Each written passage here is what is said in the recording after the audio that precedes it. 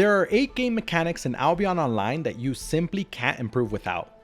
No matter whether you play Mists, Roads, or ZVZ, these mechanics will make you question how you were even able to play at all without knowing them. If you'd like to check out a specific mechanic, feel free to jump to the chapter in the timeline below to get the information you need faster. Now, a quick note before we get started. This video is not fun.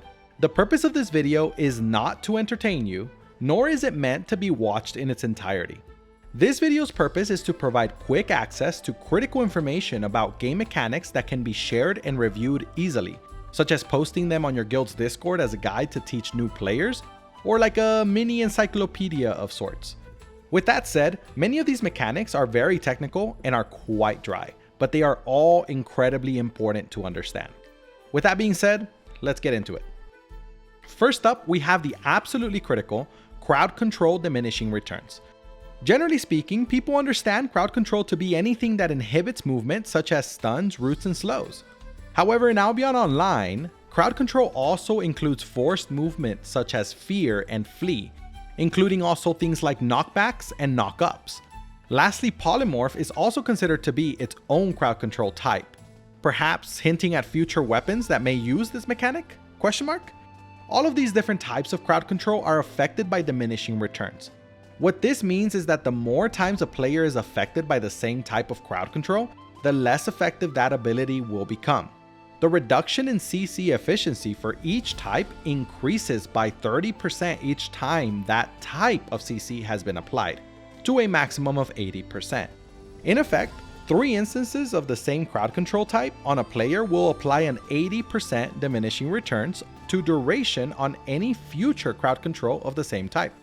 The only type that is slightly different is knockback, since it only scales at 8% per instance, which means that it takes 10 instances of knockback to trigger the full 80% diminishing return on duration, or in this case on knockback distance. One vital thing to understand about crowd control diminishing returns is that the stack is based on instance, not ability. This means that one single ability may trigger multiple instances of diminishing returns. An example of this would be a wind wall, as a person could attempt to cross it multiple times throughout its channel. Therefore, the diminishing returns is not placed on the attacker, but rather the receiver of the crowd control. So one person may be knocked back further by a bedrock mace E than another, based on who had triggered more diminishing returns on their character. Although all types of crowd control have similar diminishing returns, they do not all have the same duration. One quick note here, the duration I'm talking about now is not talking about how long the crowd control reduction will last, but rather how long the game will look back at your character to assess how many times you received that same type of crowd control. For duration, slows, force movement effects, and knockbacks all have a 10-second duration, while stuns, silences, roots, and polymorphs only have a 5-second window.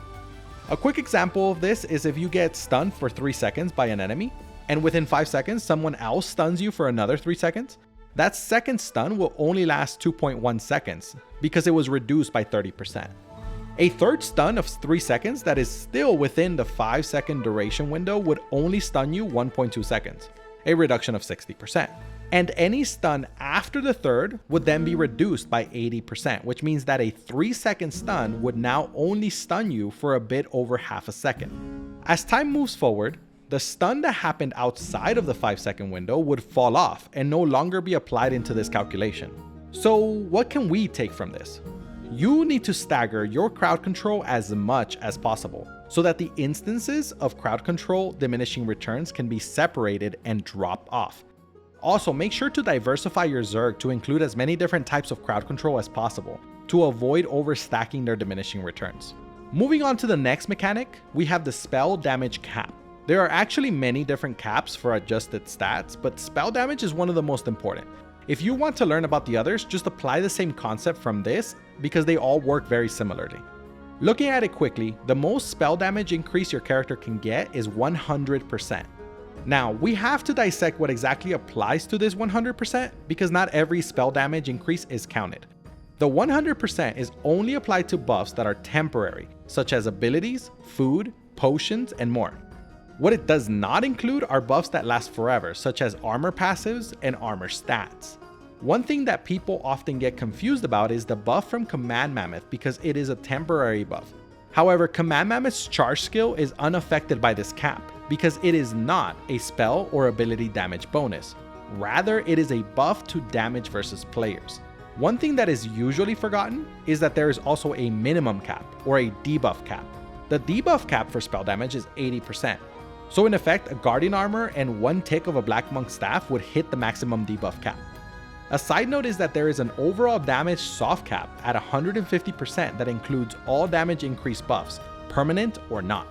The note on Command Mammoth's buff to damage versus player gives us a great segue into the third mechanic, which is the calculation for resistances and defense versus players. There are a lot of factors considered when talking about damage output and damage received. This is only one part of the entire formula, but it gives us insight into what decisions to make with our gear. First, let's talk about armor and magical resistance and how they work to mitigate damage. The formula for this is very simple. Just add up all your armor stats and buffs and then divide that number by itself plus 100. The number you get is the percentage of damage you will ignore. For example, a Phase Scale robe gives 136 armor, which means that we take the 136 and divide it by 136 plus 100. So effectively 136 divided by 236. This gives us 57.6, which is shown in-game rounded up to 58. What this means is that 58% of physical ability damage will be mitigated. So if you receive 1000 physical ability damage, you will only actually take 420 damage. The same will be applied to magical resistances for magical ability damage. Calculations for crowd control resistance are the exact same way. As a general rule, cloth has more magical resistance than armor. Leather has equal amounts of both, and plate has more armor than magical resistances. Regardless, cloth has the least of each individual resistance stat, and plate has the most, with leather in between. Now, going back to the Command Mammoth, another one of its skills is the Take Cover skill. This skill gives 16.67% defense versus players. For our purposes, we're going to round it up to 17%. So how is defense versus players calculated in Albion? Well, after resistances have reduced damage as stated before, defense versus players is applied to further reduce damage. This means that the Command Mammoth's near 17% defense isn't actually reducing 17% of all damage coming in, but rather it is only reducing 17% of damage that got through the resistances. The reason this difference matters is because it is effectively being punished by diminishing returns. In our original scenario, you would have taken 1000 physical ability damage, mitigated by your resistances to only 420. The 17% defense versus players would apply to this 420 and not the original 1000. So instead of reducing 166.7 damage, the defense versus player stat is only reducing 70 damage. Either way, this is still reducing the damage you would have taken by 17%, so it is still very important.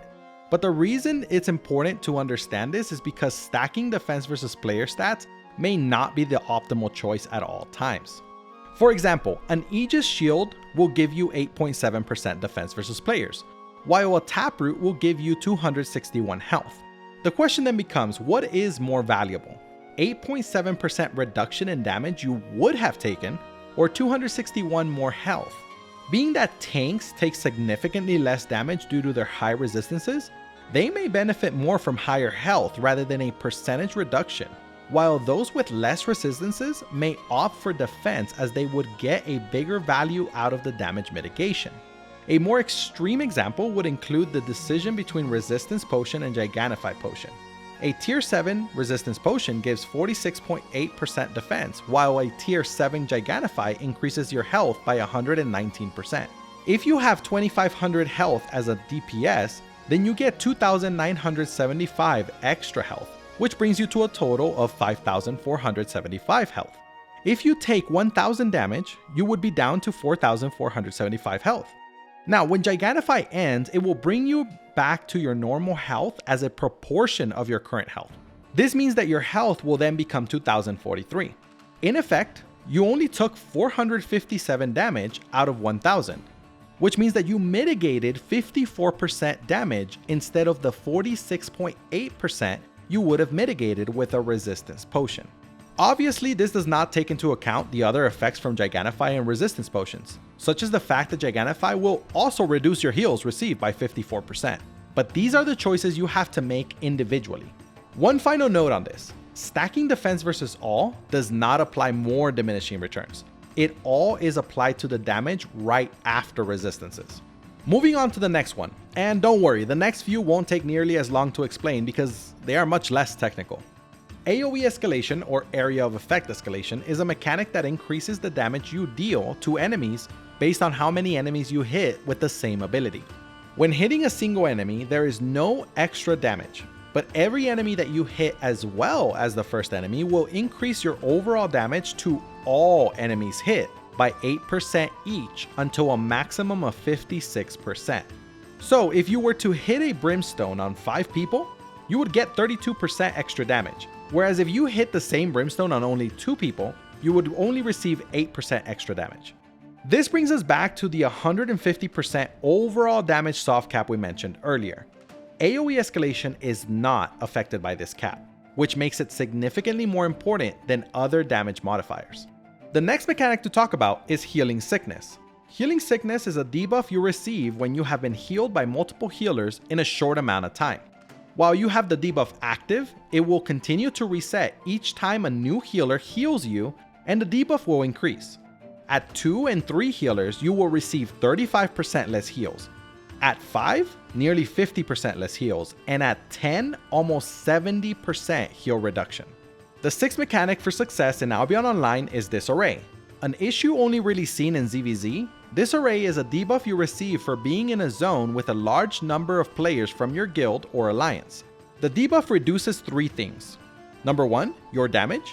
Number 2, crowd control duration. And number 3, healing received.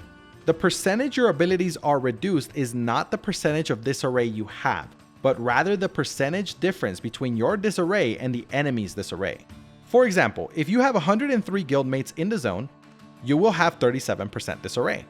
If you hit an enemy who has 79 guildmates in the zone, they will have a 32% disarray, which means that your actual debuff is 37% minus 32%.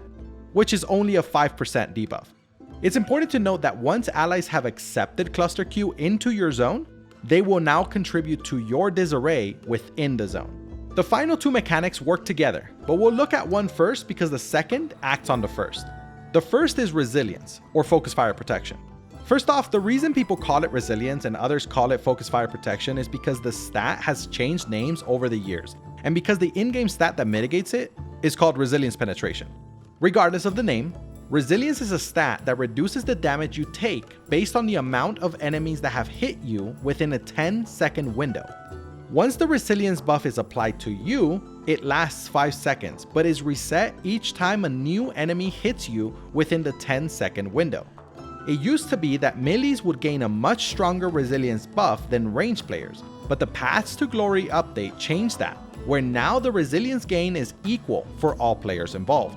This stat in particular is one of the most important stats in the game for skill-based play, since it is the reason why the best players are able to survive so much longer than the rest.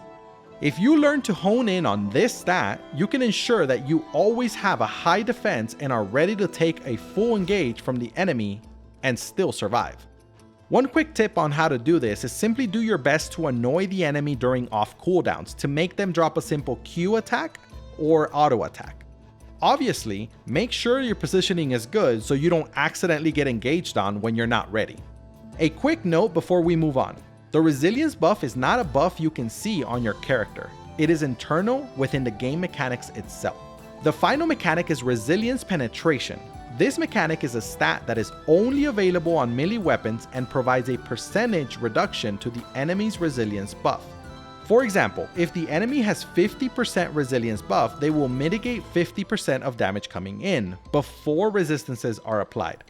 But if you have 50% Resilience Penetration, you will apply that 50% to their 50% Resilience buff, which means that they only actually mitigate 25% of the damage coming in. Just to ensure understanding, another example would be if the enemy has 30% Resilience buff and you have 25% Resilience Penetration. The enemy would only mitigate 22.5% of the damage you make, instead of the 30% they have on Resilience. Resilience penetration does not actually reduce enemies' resilience, so it doesn't open them up for ranged DPS to deal more damage. It only affects your damage on them. And that's it. I hope you enjoyed the video and learned something new along the way. If there are any mechanics you think I should have included here, or if you have any questions about any of those I mentioned, please drop a comment below. Thank you for watching.